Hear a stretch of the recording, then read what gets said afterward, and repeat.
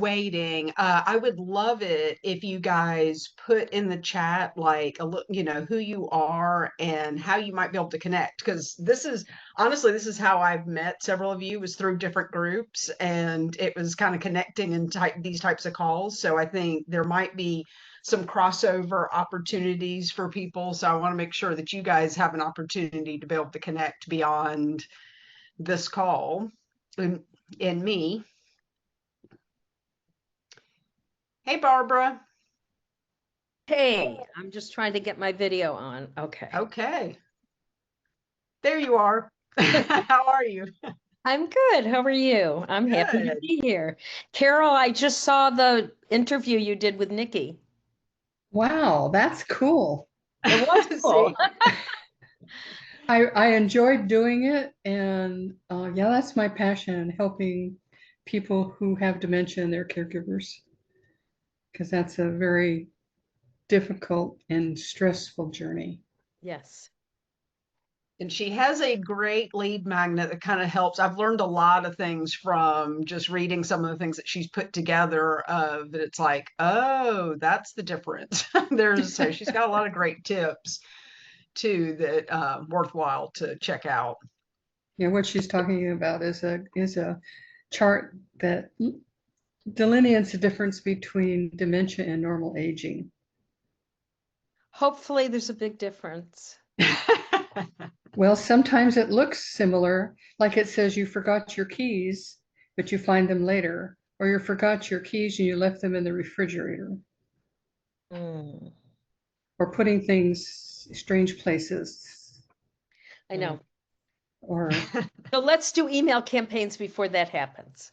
Yeah, yes. All right. So like Barbara, just before you got on, I did ask everyone to kind of just introduce themselves in the chat so that way you guys are able to kind of connect with each other, because I think there's some crossover potential opportunities, and this is the way I've met people. So I'll go ahead and get started. So I appreciate everyone being here. Okay, well, I'll give Patricia just a second to kind of jump in because I think, hey, Patricia. Okay, so once everybody kind of introduced themselves in the chat and how to connect with each other, but I appreciate everyone being here. I've got for us to get started, I've got 45 minutes kind of blocked off. I've asked you guys questions ahead of time so that I could kind of make sure I answer questions, but I really would love for this to be interactive.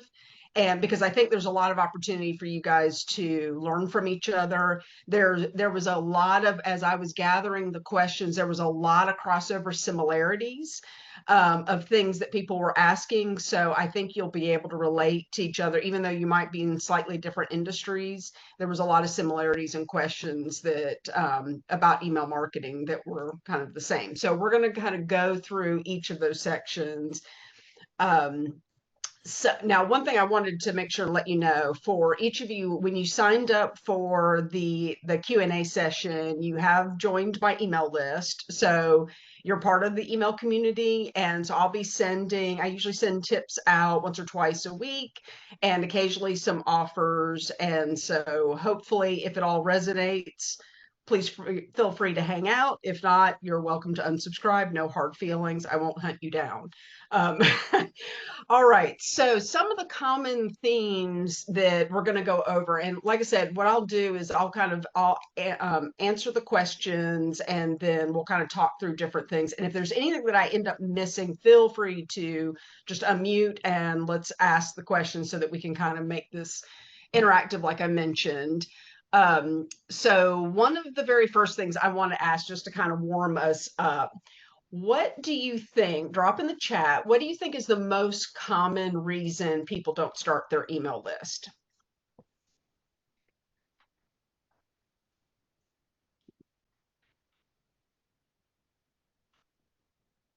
Okay, Elizabeth. Because you don't want to bother anyone. Yeah, there you go. That's how I That's feel good. every day, all the time. I don't want to bother anyone. I don't know how to even get started. Yes, Lucy. I don't want to spam people. Marcy. Barbara, I have to collect all those names and email addresses, right? No idea how to get someone on my email list. Carol, that's a good one. the most common thing when I work with clients is don't know what to send. Laura, that's a good one. Is fear. The fear of, I don't even know, I don't understand the tech, I don't know what I need to be writing, I don't know, like I'm just, overall just have no idea. So I just pause. And so I go towards social media, and that's where I spend my time because it just feels easier. And then you just don't see anything happen. So you spend a lot of time doing things, but not necessarily seeing the results. So I will tell you the way my philosophy is in all of this is to get past the fear is just taking the imperfect action.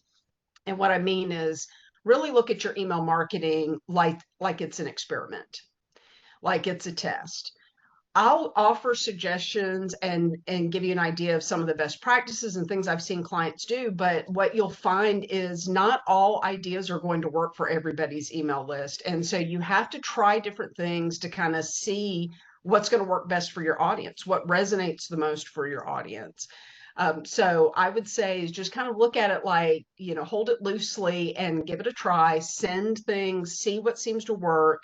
The people that you're talking to and who are the type of people you want to work with. So be thinking about like, what are things that could be helpful to those people when you're starting to put that information out to your email list. So we're going to go ahead. Let me move. I've got all the questions. One of the ways I use AI is I kind of took all the questions and kind of put it in and put it into categories so that I hopefully will have everything very obvious and hopefully not miss things. So one of the very first questions, and I think we've kind of touched on this a little bit, but is sort of re-engaging and restarting when we have an email list. How many people have a list, but just haven't emailed in a while? Okay, so there's 4 of us. And then how many people don't have an email list and just are trying to figure out how to get started? Hey, Tracy, we're just getting started. So you jumped in at a good time. My head, there I am. There you are. I just, we're recording, so yeah. I just saw that Hulk Hogan died, so that took me away into TMZ land for a minute. Sorry. Oh no. Yeah, we'll go ahead and get started. So Tracy, no worries. We're going to go through some of the questions right now. We are just getting started into the questions. I did mention for everyone to kind of tell us who you are, because I think there's some crossover and how you can connect with each other in the chat.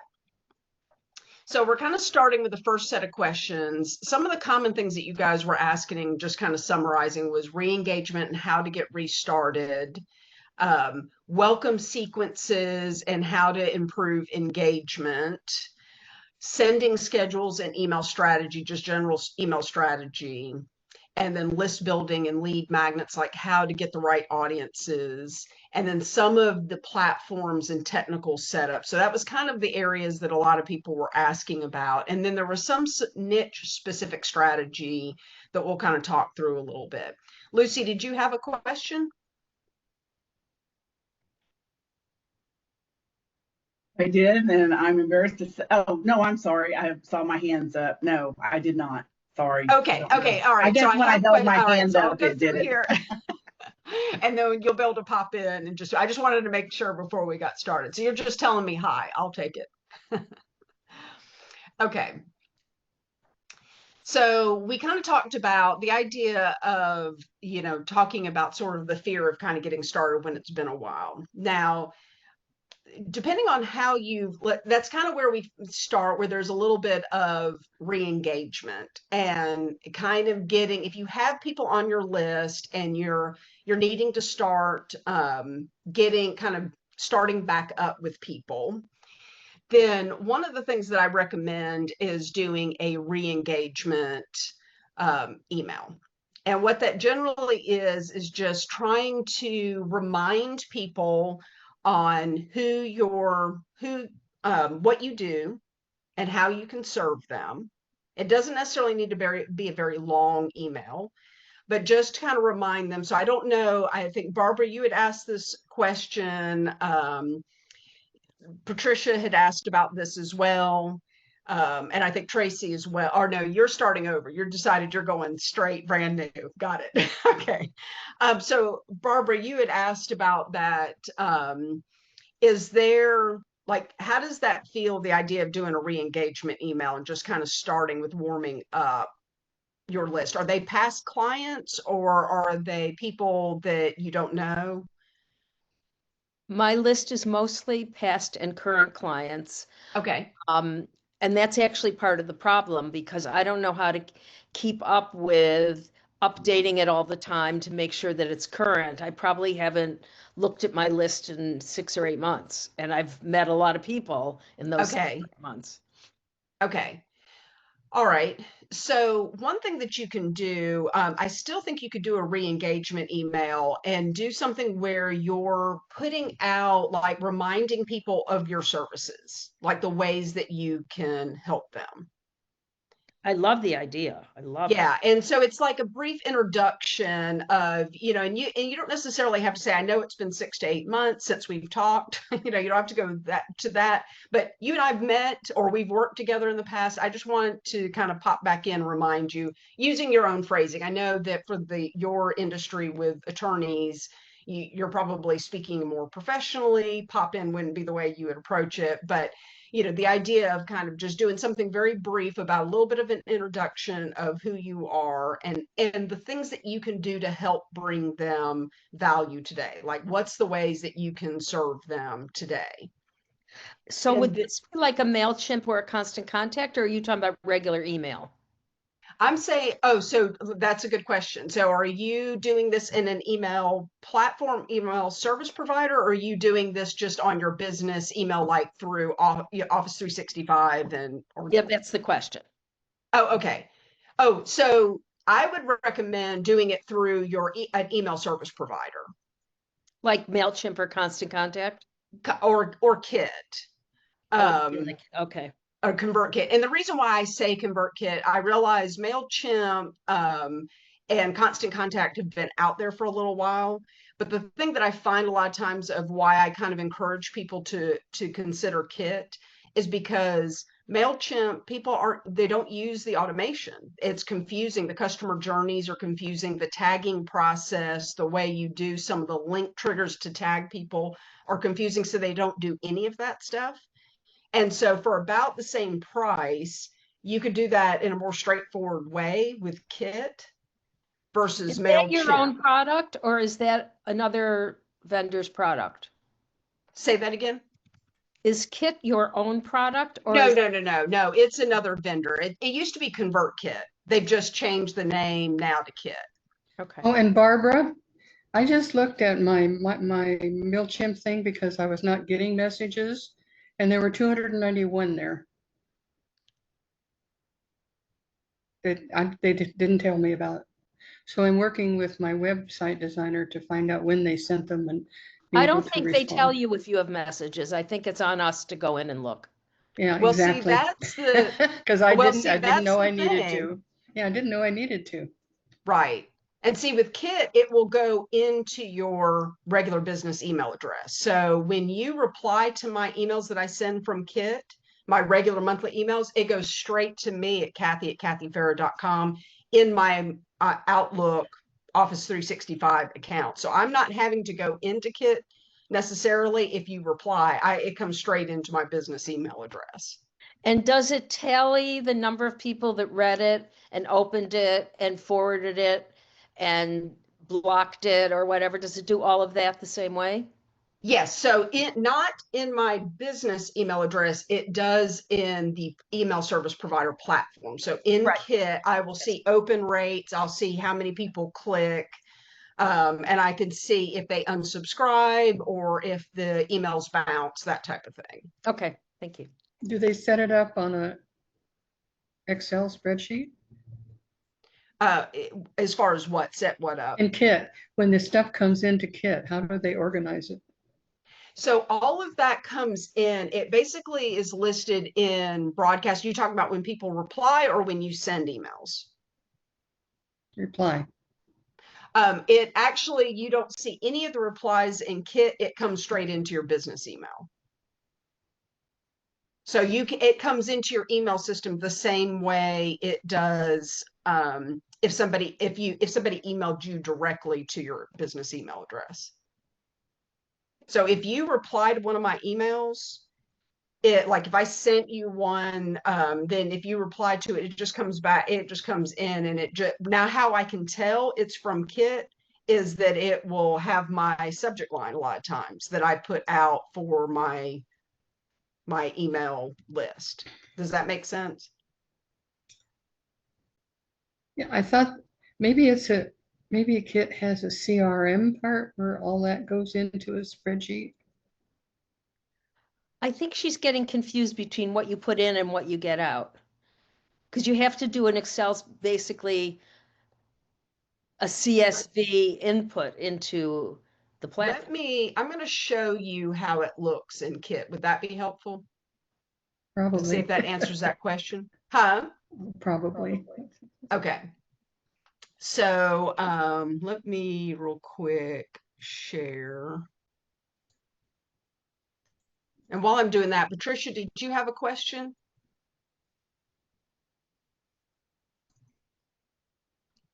Sorry.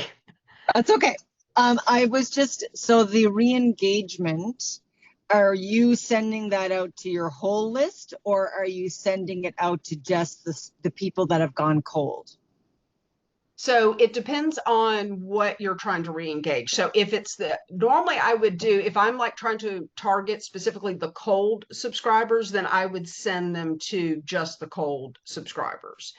If I'm like recently where we were building our list through lead magnet bundles, where maybe they don't know you and they've just come into your list, then I would send something out to the entire list. If there's a lot of new people that you're noticing aren't really opening your regular emails, then I would just send it out and kind of say, hey, let me take a moment to introduce myself. Okay. Okay. But if you're trying to clean your list and get people off it that aren't engaging, that don't open, that don't reply, then you just send it to whom? You send it to those people that are cold or inactive. Okay. Okay. And so within Kit, you'll see it like you can actually segment them out and look for cold subscribers and see who's listed as cold. And then I would target and send emails just to them. Like you can tag them with cold subscriber and then just send an email out, a regular broadcast email out to all of those subscribers. And then if they don't really re-engage, I would let them, we can clean them and remove them from your list. Thank you for the question. Okay, so just to Carol, what you were asking. So when people come into your email list, this is what it looks like in Kit, is that you could see what the list of subscribers and what their email address is. And then I can click on them and see their email address, their first name, and just some basic information. Where did they come from?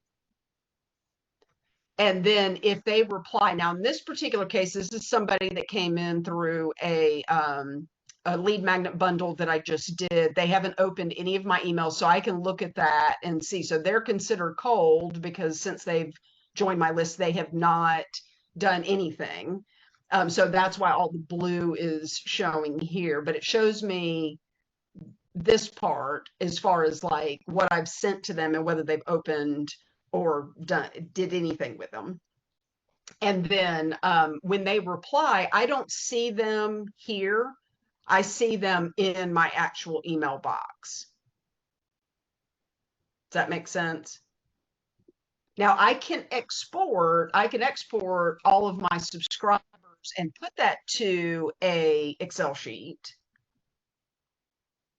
Oh, okay. Yeah, so I can go that's the part that I thought was automatic. No, so now there's usually, what would be the reason why you would want to? What's your thought behind having them on a spreadsheet? All in one place. Well, they're all in one place within Kit. Yeah.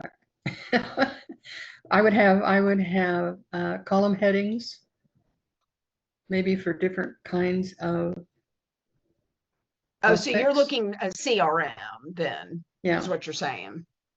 So, but I've heard the word tags. So can you tag these into a CRM?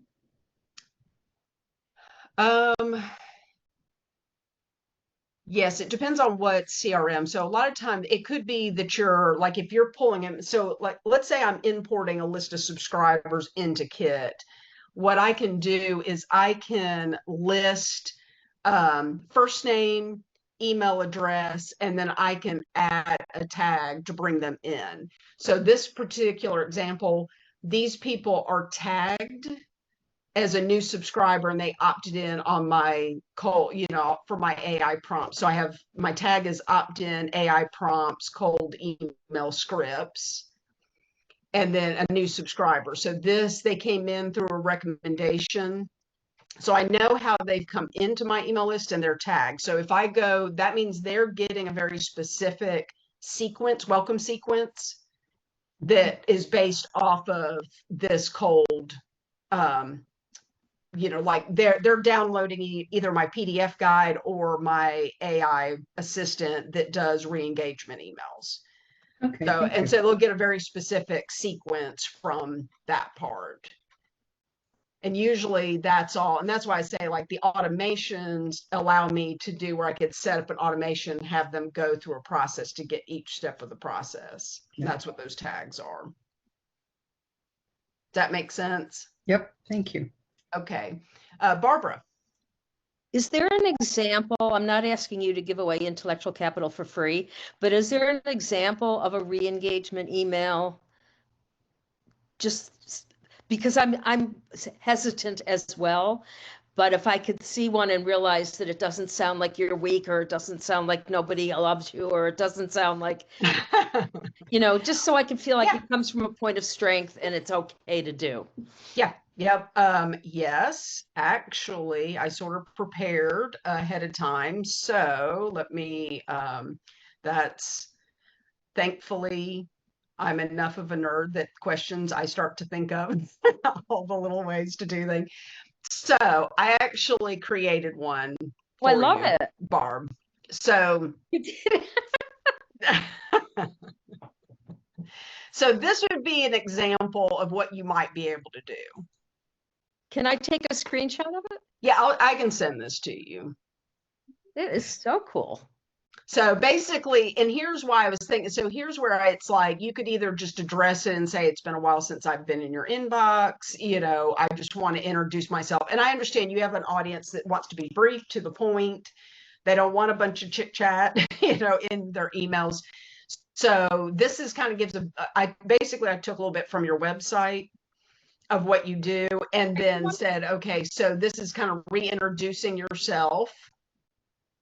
And then, whether we've connected, and kind of use some examples of ways we might have connected. And again, I was sort of having to guess because I didn't know who the audience may be right now. But then I kind of threw in, like the chances are you care about two things: results and how you get there. Wow. And then it gives you, I work with firms and individuals, and I talk about what services you provide.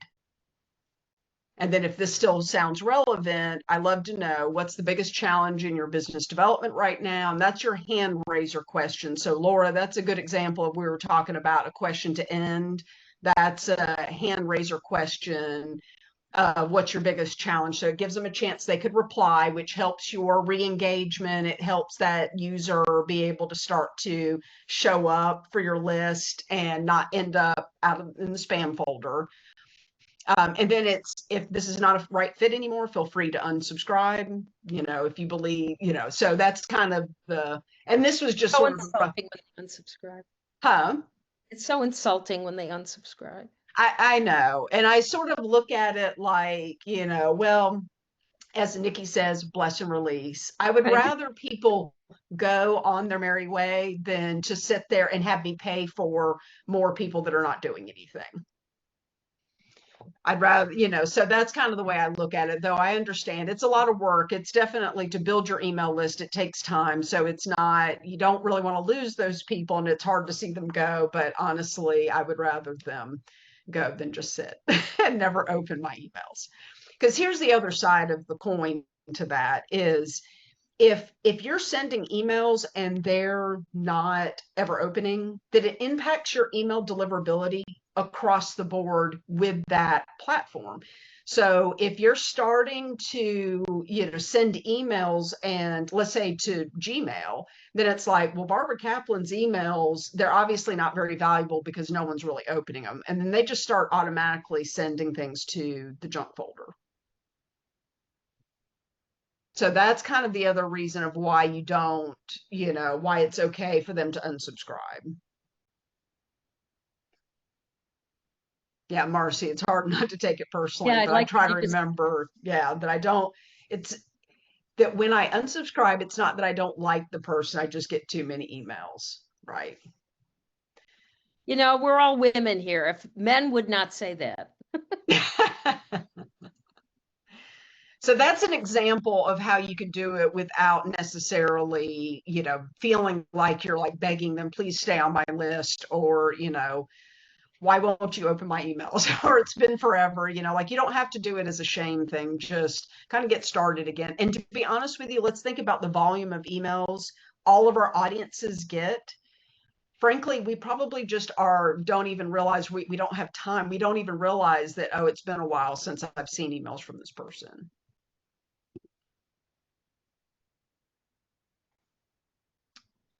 Okay, so moving on to the next questions. Let me get back to my screen again of all of my questions. Of course, once I shut everything down, it all disappeared. Okay, hold on, one more.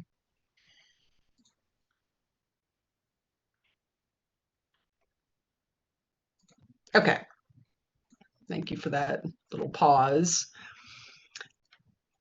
Okay, so the question kind of came up. Elizabeth and Barb both asked, like, I haven't emailed in months. I don't know where to start.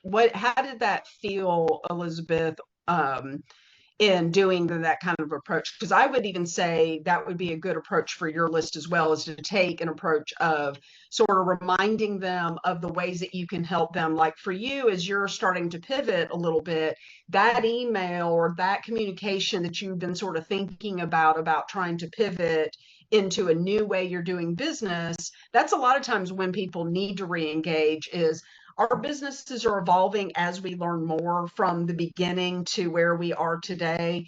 What I started doing when I first started my business was web design and, something totally different. I've evolved into email marketing. If I had started building my list at the beginning, I would have needed to re-engage and say, hey, by the way, this is what I'm doing now. Do you want to stay on board?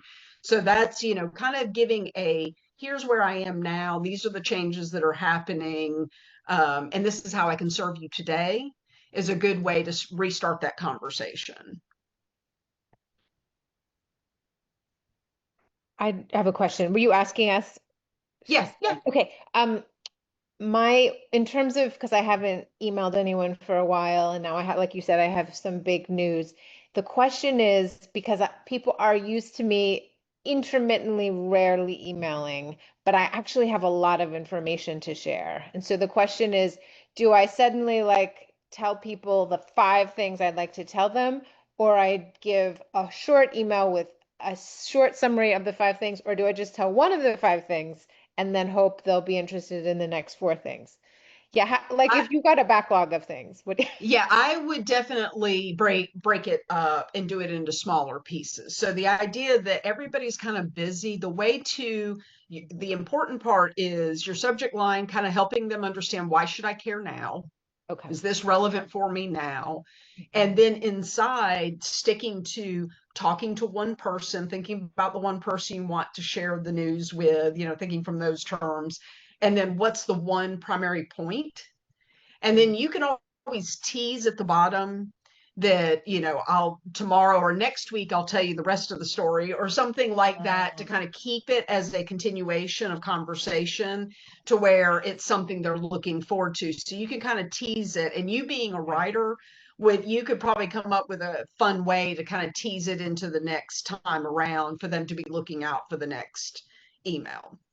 Like maybe could I even say, and I've never done this before, but I'm going to be emailing more often. See, I'm afraid to say that because I'm afraid people are going to be like, no. No, I think it's fair to share with them like what they can expect going forward.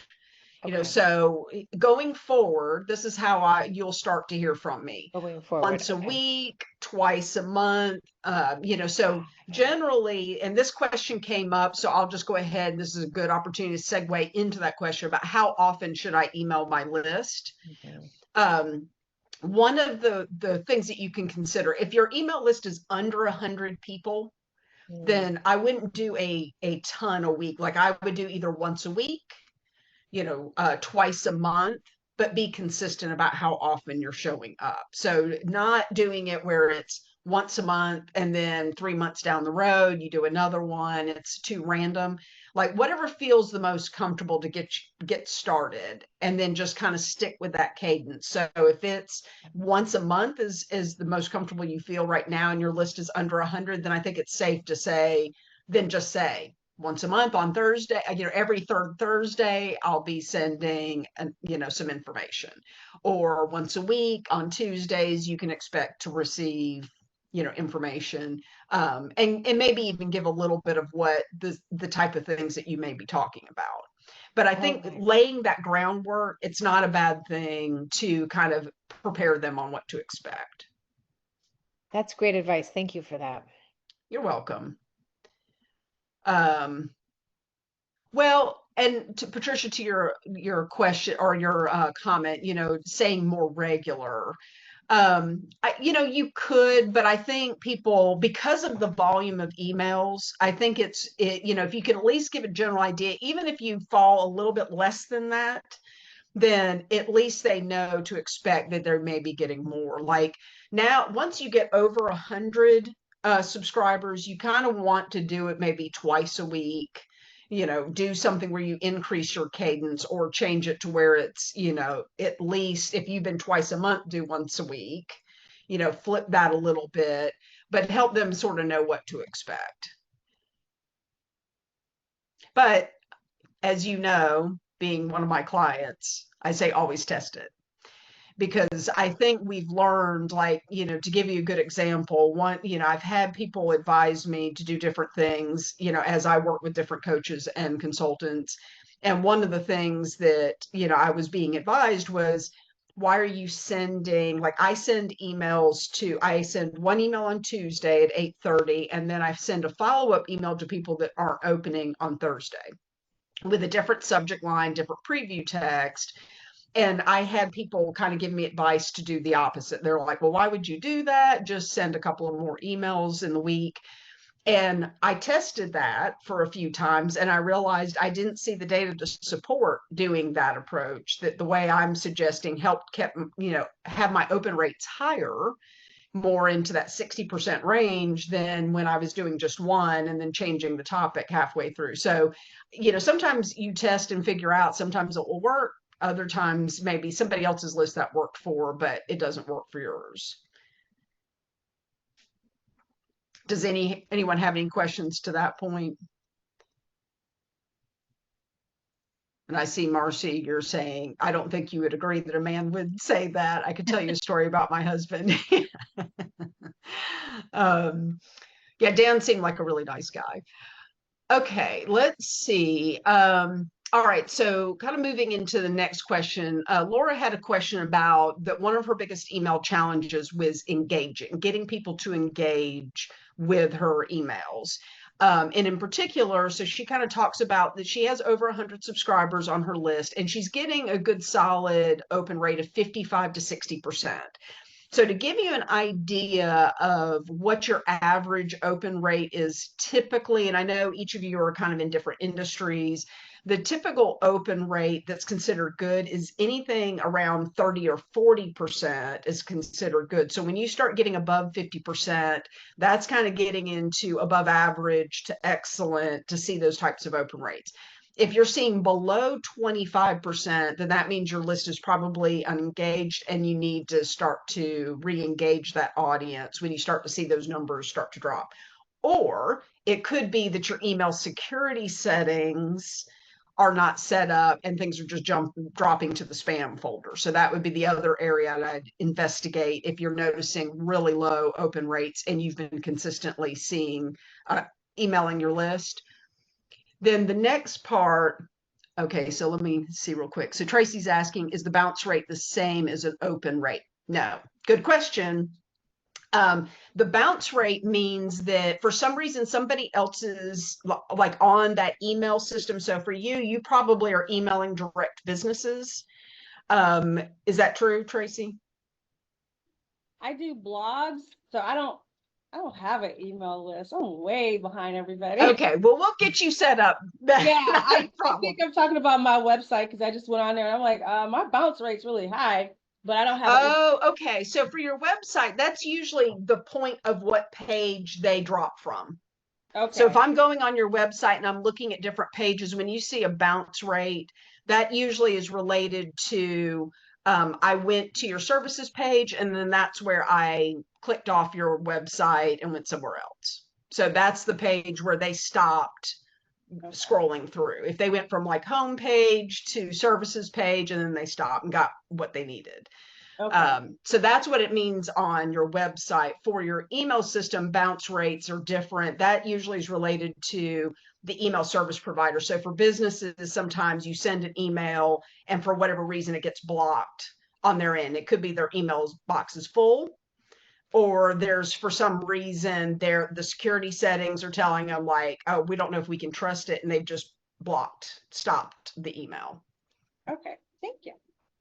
So, so the next part of her engagement question was her click rates running about 0 to 2%. So really click rates, your average click rate that's considered good is 1 to 2%.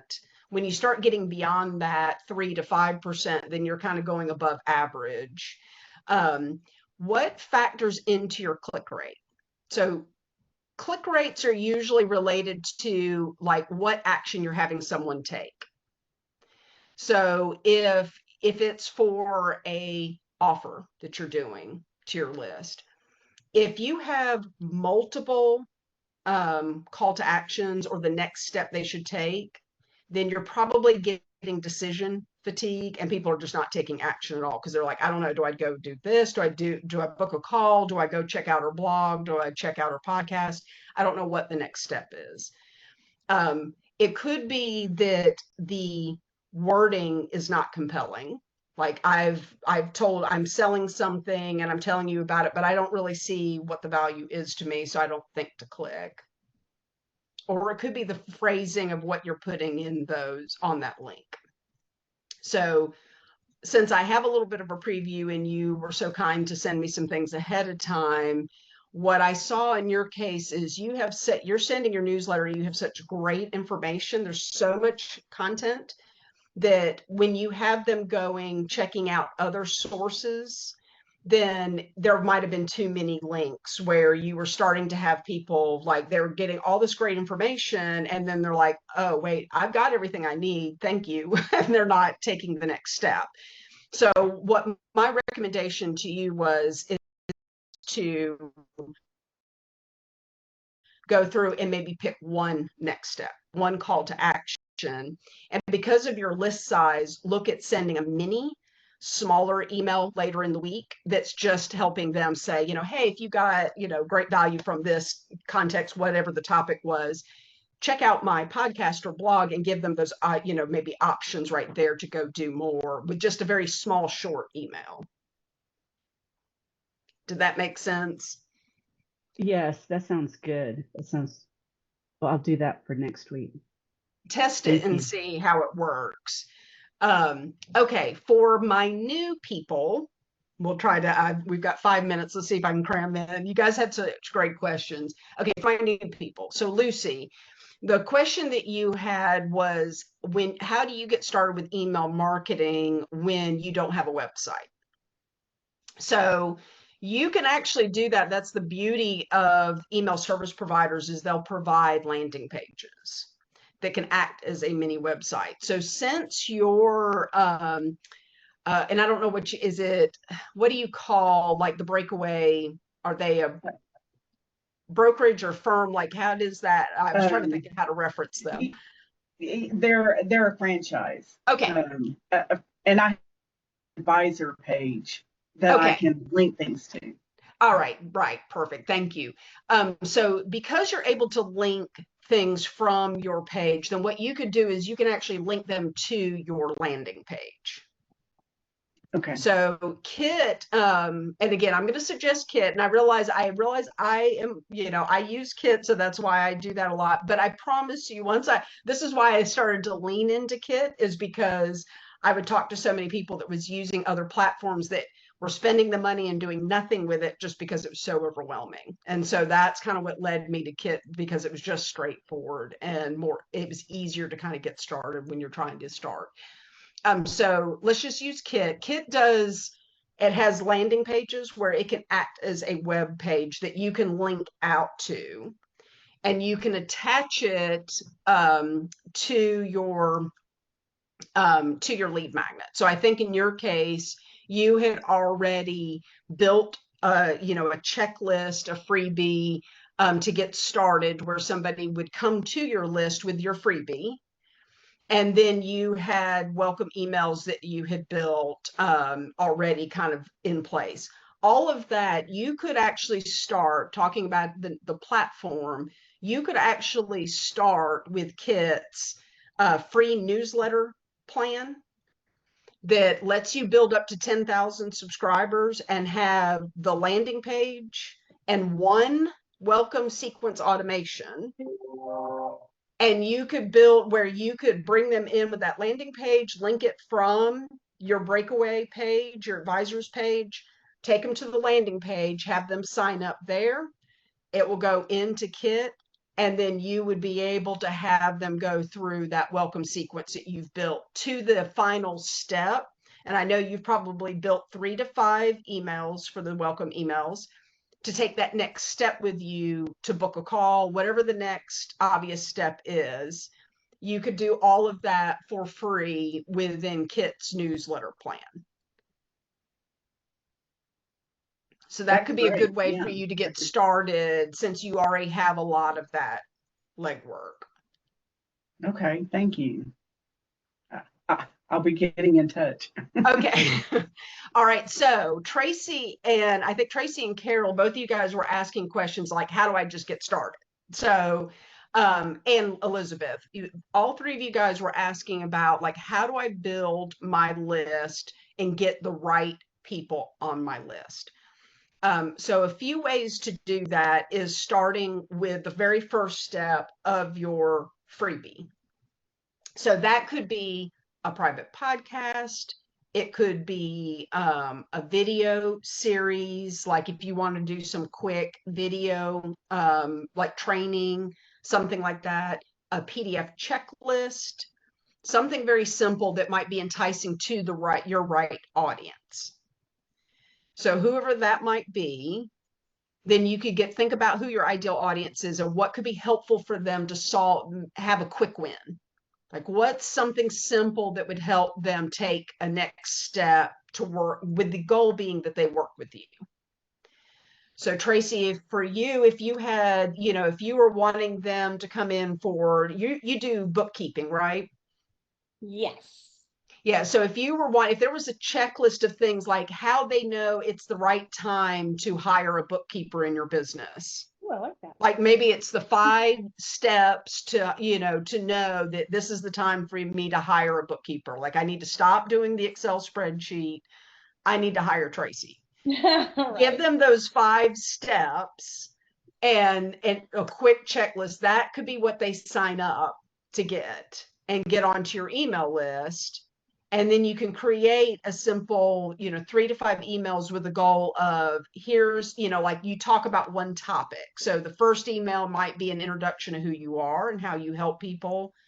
Email 2 can kind of talk a little bit about, like a little bit more about the tips.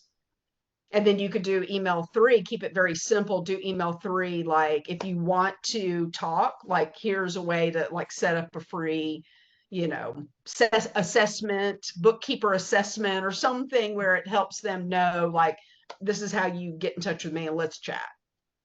And you Okay. just build it that way. And I think, okay, I think Elizabeth, you said, like, see, how do I get it? Okay, good question, because I think this will answer from Carol and Elizabeth's point of view. And we've gone over a minute, so do you guys still have more time? Okay, I just want to be respectful of everybody's time. I'm trying to go through, you guys had so many questions. I want to make sure and go through everything. Okay, so this is a great question for both Elizabeth and really Tracy as well, and Lucy, Carol. So Carol, her question was, she's on Facebook. So she was trying to figure out, like, what's the way that I can get in front of the right audience to build my email list so that, and not have to use like ads or things like that.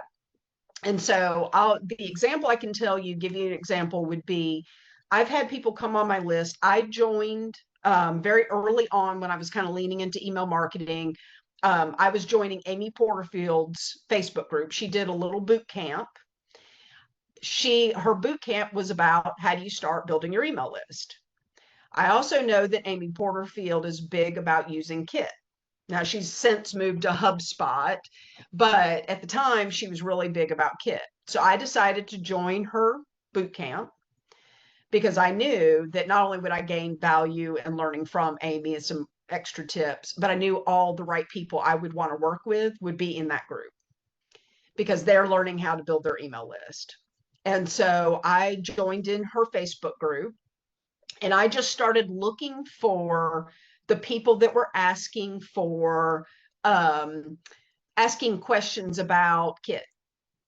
Like, how do I set this up? And I started replying to those, like it was no ask. I wasn't trying to sell them or anything. I just started answering questions. Here's how you can tag in Kit. Whenever I found questions about Kit, that's all I looked for because her groups get very overwhelming. So I just started to hone in on anytime someone had an email marketing question, I would jump in and answer the question.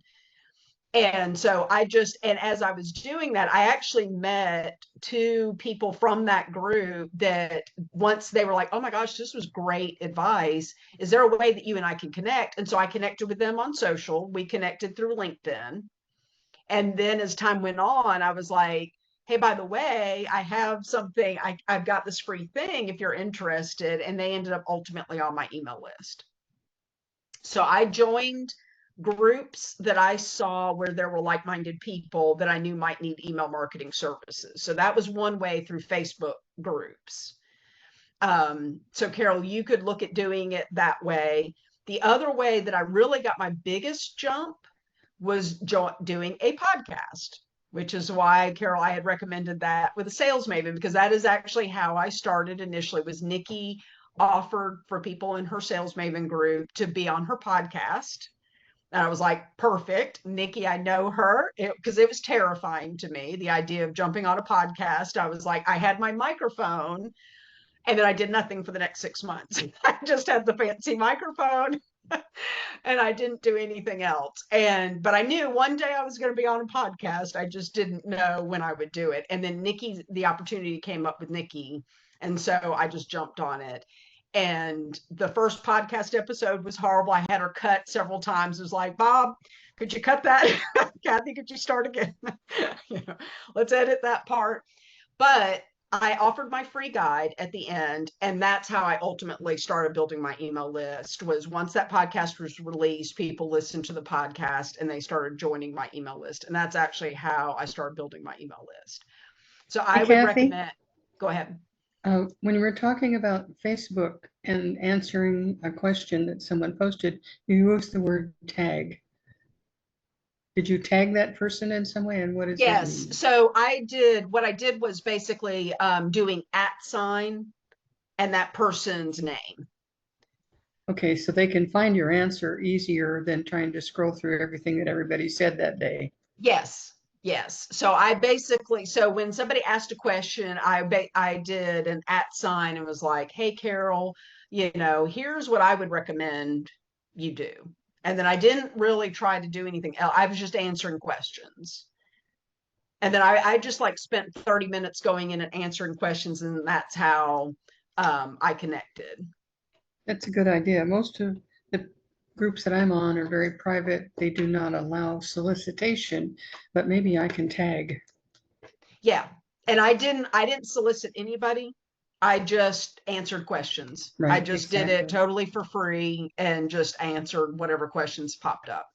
And it was good experience for me because I got to see how people responded and the type of questions people had. So I knew what I could email my list about. I was like, if all of these people are asking questions, then likely that's a chance that they're going to be asking questions from my own list. Yeah, I have a huge document with all those questions that I've seen in all of those 4 or 5 caregiver groups that I joined. And that's a good example where those could be email topics down the road. So podcast guesting is one way to build your ideal list, and you try to be strategic about the podcast you go on. So I have said I was on a season of Yes, and I had said yes to everything, and I discovered that didn't always work. I had good experiences, I had bad experiences, and sometimes they just weren't aligned, and I just spent a lot of time prepping for something that was not the right audience. So what I've now learned is I try to align with people that maybe have groups. Like I did much better even popping into Amy's $37. It was the best investment because I got several people that just followed me in other places and ultimately ended up on my email list. So podcast guesting. The other way to build your email list with an aligned audience is possibly connect with somebody else that's kind of in a business that's aligned. So to give you an idea, like Molly Lowe and I on LinkedIn did a workshop. And so Molly Lowe is a LinkedIn business, expert. And so her list, what we knew was that her list was had people that were interested in email marketing. So we did kind of a joint workshop where she told about LinkedIn tips and I talked about email marketing, and then whoever signed up joined our list. And then that allowed me to kind of keep the conversation going with those people. So that was another way. And then lead magnet bundles, connecting with service providers that maybe do something that are kind of similar, that maybe are bundling, like giving away a freebie pack where they've got several creators or several people that have, like they're focusing on a group that so one of the bundles that Patricia and I just participated in was like one for business owners that they were needing help from everything, like all business type stuff. So Patricia does copywriting, I'm doing email marketing. So we both offered freebies within that, where one particular creator put it out to their list, and then as people joined and grabbed the freebies, then they joined our list as a result.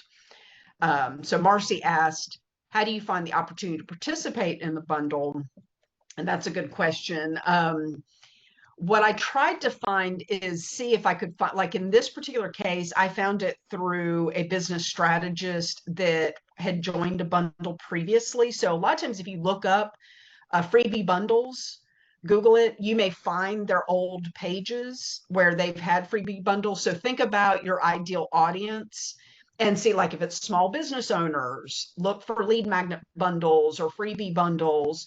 They usually will have the old sales page, and a lot of those groups will do it, each year or, every few months. Find out who those creators are and see if you could connect with them on social or sign up for their list and see if you could start to communicate with them that way.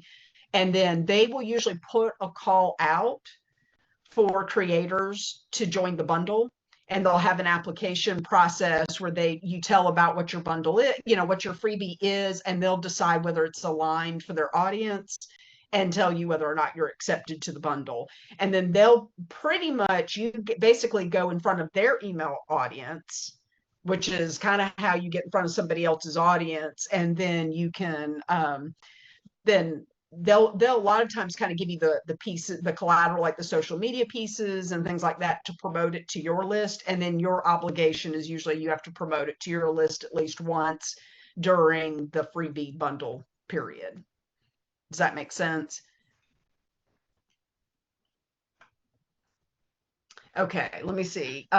Is there other questions that I've missed? I've tried to go through everything. I want to make sure. Oh, I think we had a question, Elizabeth, you asked, like, how do people find out? Okay, if I add it to my website. Did I answer your question? You did. You answered it great. Thank you. Okay.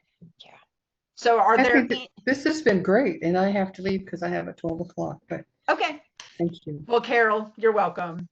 So does anyone else have any questions? Like, I want to make sure that I touched on everything. Are you guys, oh, go ahead, Laura. I was just going to say, you did an excellent job, Kathy. You answered a lot of questions. I know when I started my list, I was the same way. Okay, I know what an email is, and I know I need to send one. When, where, what, why. Yeah. And so it's a learning process, but start simple. You know, if you want to do an email, I just started with a newsletter. And I thought that gives me, something to put out once a week.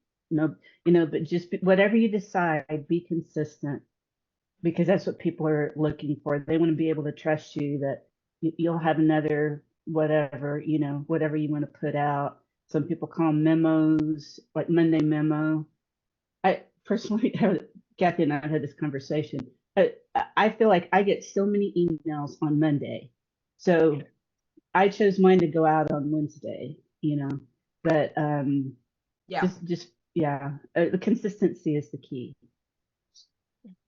And Tracy, I think you would have some great stuff. I mean, honestly, and we've talked about this before, but I think your email could be repurposed from your blog post. Because are you still doing blog posts? I've been doing those for long over 11 years. Okay, so you have 11 years of content you could repurpose to a simple email. Even if you put them out to your best performing blog post, like start there, you could actually start an email where it's those best of, and you're giving these tips, and that maybe that becomes your freebie. Like, look at what your best performing blog posts are and bundle it to where it's like, here's my best tips. And it becomes like a little mini booklet or ebook of my best tips, to get started, or whatever like what the common theme is, and use that as your freebie. I love that. Thank you for that. You're welcome. Marcy, you have any questions? Yeah, it's not a question. It's just kind of piggybacking on what Laura said. Although I don't know how consistent exactly we're being, but I want to say that we worked with Kathy to do a re-engagement campaign for our bike shop, and it's been fantastic. People are loving it, and even just this week, we sent another one the end of last week, and people came in, like, people are just coming into the shop just to say hi because they've been getting the emails and they like them. So I'm saying it as much for myself as anyone else. Like, it is effective. I think it's a effective way for us, probably more effective than social media.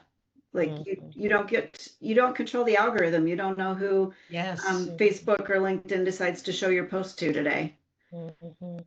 That's right. I mean, I think that's the thing, is that's been my frustration with social media, is that I'll post and I will have I may have engagement, but it's my friends, it's my audience that supports me, but I've been able to sell through my email list. And I'm not going to tell you that I'm like selling millions of dollars. Like, it's not like that. It's a slow drip. So there are times that it feels like, oh my goodness, is this worth it? But here's the thing. You guys are all a testament to the fact that it is worth it, because it builds that communication. Like, you know, Tracy and I have communicated over a period of time from the first time we've met. There's been interaction. It's been through email. We don't, she's a busy person. I'm busy. Like, we get a chance to communicate. A lot of times it is through email or LinkedIn. Like, you're not always on LinkedIn, right? So, you know, that's the easiest way to kind of communicate. And I know Marcy, you and I were the same way. We were kind of back and forth, you know, over time, and it's being able to continue that conversation through doing email, even if it's always keeping that little micro touch of like, oh, what's Marcy got to say? There's something. That's why I really highly recommend when you start your email to do it with your name at whatever your business domain is, so that it starts to feel very personal. Instead of saying like hello at kathyferrer.com, I say Kathy. And even if you eventually hire someone to do emails for you, having it come from Kathy at kathyferrer.com feels way more personal than saying info at or hello at whatever the domain is, because then it feels like I'm having a direct conversation. That does actually spark a question for me if you still have time for it. Yeah, sure do. I'm working on my kit setup, and Okay. I got to the question where it wanted to know my name, and I thought, I'm not going to put my business name. I'm going to put my personal name, like Marcy Toll. Yeah. And then it will be Marcy at Dragonfire Coaching. But my thought process was, first of all, Dragonfire Coaching is kind of a long thing. People might not remember that, but they'll know if they've coached with me or worked with me or seen me on social media. Did I make a good choice? Yes, Okay. yes, you did make a good choice. And I think that's fair. So there's a great example of what your audience knows about you. So if you're right, they're not necessarily remembering who you know, what your business name is, but they do remember meeting you and working with you. So I think you're absolutely right to have made that choice. Is there any other questions? I just want to say, Kathy, I say this to you all the time, but I want to say it in front of everyone else. Kathy, you are such a generous and excellent teacher. Thank you for making time. This is a free session for all of us. We're benefiting from your kindness and generosity, and I hope it brings lots of paying clients. But I just appreciate that, Elizabeth. Yeah, I truly enjoy this. And I think all of you guys at different points have worked with me, or at least we've kind of talked about email marketing at some point or another. And I think you know that I enjoy being able to help people. And I know what it feels like to kind of start where you're like, ugh, I don't know how to start, when to start. And so often it's like, I've heard that saying, Amy Porterfield talked about that a long time ago about when should you start your email list yesterday. And honestly, I look back, I really wish I had started when I first started doing like working with people, because I just kept putting it off. I was like, I'll help everyone else. I'll do it later. Yeah. And now it's, you know, it's not a fast process. So just getting started is really the hardest part. And I'm telling you, I think Tracy, you and Lucy could benefit from doing Kit. You could do the newsletter plan if you just want to start with something very simple. Babs has helped build that welcome emails very quick, so that it prompts you so that you're building your freebie. Lucy, it will help you build your landing page as well. So any of that kind of stuff, it will give you one perfect link to get that conversation going, to start building. I'll tell you one last story. There was somebody in the Sales Maven group that had been on Instagram, and she's doing really well on Instagram, and she wouldn't do email marketing until the TikTok ban. And then all of a sudden she's like, oh, I could lose everybody. Like, I've been building this following. I post all the time. I could lose them all.